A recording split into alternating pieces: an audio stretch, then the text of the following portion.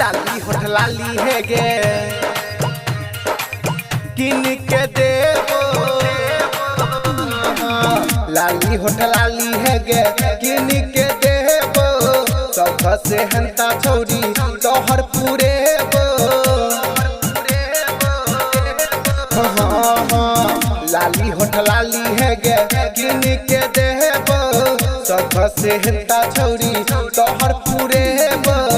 किछो इरादा छोड़ी हमरा बता दे, किछो इरादा छोड़ी हमरा बता दे गे खानावा सुना गोरबा गे खानावा बनाई देबो, दुल्हा बना ले तोहर गोरबो दबाई देबो, दुल्हा बना ले सुन खानावा बनाई देबो, दुल्हा बना ले तोहर गोरबो दबाई देबो, दुल्हा बना ले।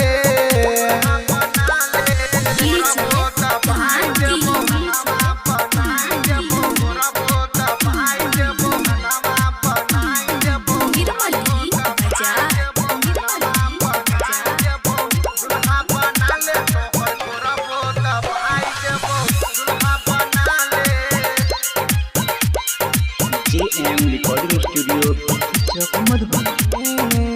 तोरा खातिर रात के बिछना बिछेबो, करबो खूब प्यार छोड़ी प्यार जतेबो।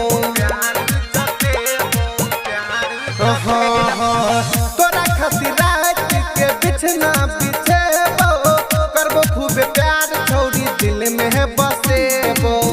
दै छियो ऑफर छोड़ी तू गेला ले, किछो इरादा बस यतने बता दे गे खानावा तोहर गोरबा गे खानावा बनाई देबो, दुल्हा बना ले तोहर गोरबो दबाई देबो, दुल्हा बना ले सुन खानावा बनाई देबो, दुल्हा बना ले तोहर गोरबो दबाई देबो, दुल्हा बना ले।